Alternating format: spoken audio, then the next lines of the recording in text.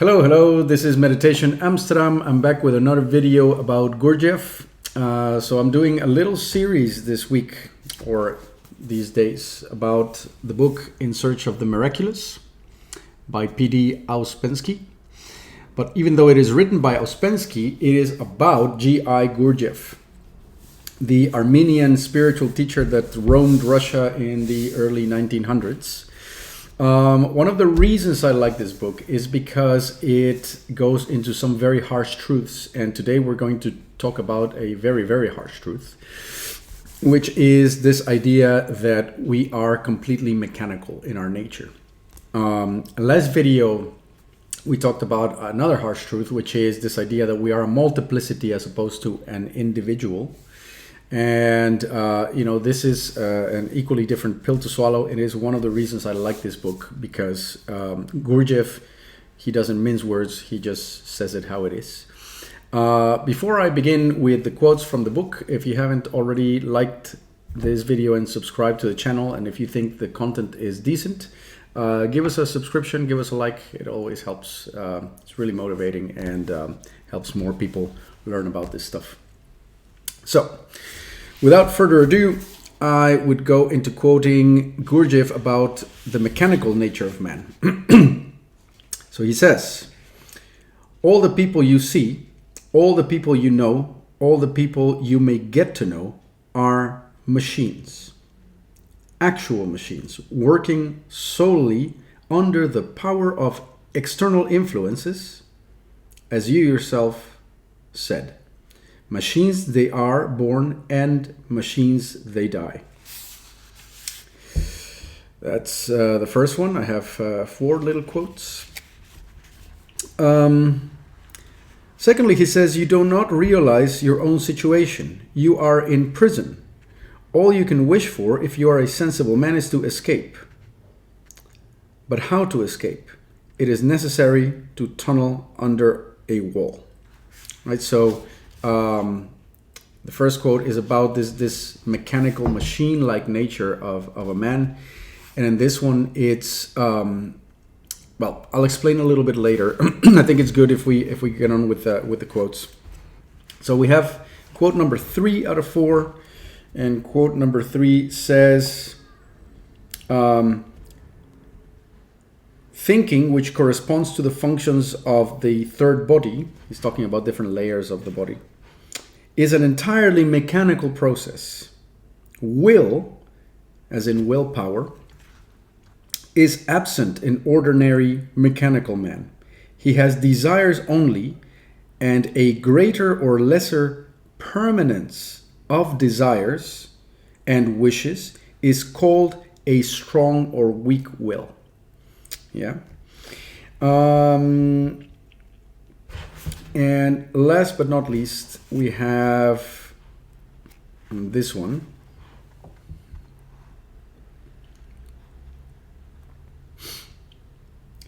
He says, exteriorly, man's being has many different sides. Activity or passivity, truthfulness or a tendency to lie, sincerity or insincerity, courage, cowardice, self-control, profligacy, irritability, egoism, readiness for self-sacrifice, pride, vanity, conceit, industry, laziness, morality, depravity. All these and much more besides make up the being of man. But, and here it comes, all this is entirely mechanical in man. If he lies, it means that he cannot help lying. If he tells the truth, it means he cannot help telling the truth. And so it is with everything. Everything happens. A man can do nothing, either in himself or outside himself. So, this is one of those very, very controversial topics, actually. And the reason it is controversial is we like to think of ourselves. When we think of ourselves, we believe that we are, there's a certain there's a certain ghost in the machine in here, usually behind our eyes. And that ghost in the machine, it dictates its own thoughts, right? But it also dictates and coordinates the actions of our body. And so we conduct ourselves based on this supposed entity that we are. And what Gurdjeff is explaining in fairly uncertain terms is that because there is no actual ghost in the machine, what we are is a series of levers and pulleys that go around thinking things and doing things. And it is actually quite simple to notice this, right? We are born into a certain genetic predisposition, and we are born into a certain, we have a certain turn of mind in which even identical twins will have different mindsets and different ways of going about things. And then comes the environment and imprints on us ideas. So you could call this genetic memory, and you could call this mimetic information that is imprinted onto us. And we are also, because of our senses, surrounded by an environment that we are in constant relationship with and reacting towards. Yeah. So in no way did we determine our genetics, which have a major influence in what we consider ourselves to be. In no way did we determine our turn of mind, whether, things such as a very liberal and creative minded kid is born in a conservative family in Alabama, right? That kind of thing.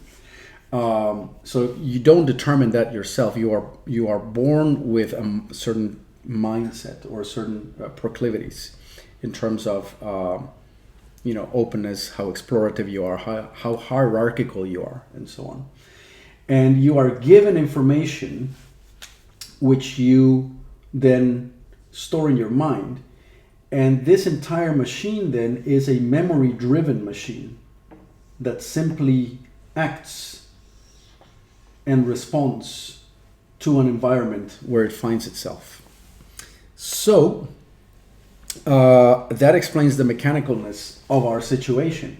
There is no ghost in the machine that can come out of nowhere into this picture and effect change. It simply doesn't exist. That makes people very, very nervous, actually.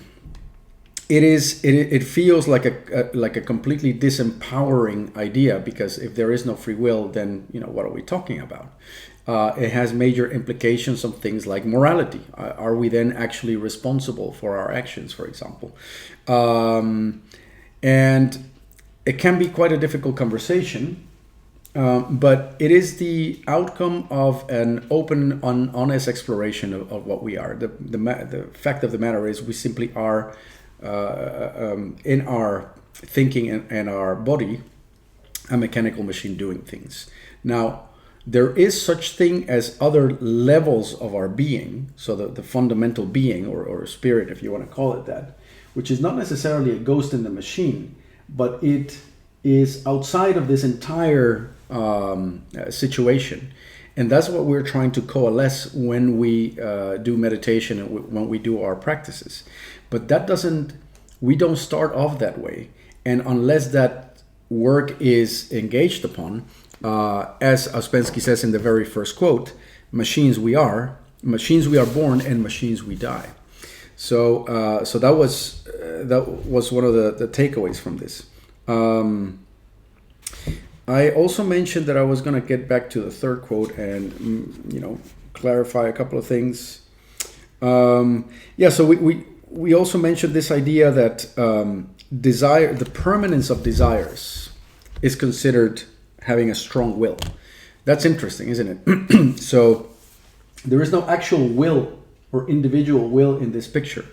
But in common culture, if somebody sticks to something they want with a high degree of permanence, we would call that having strong will.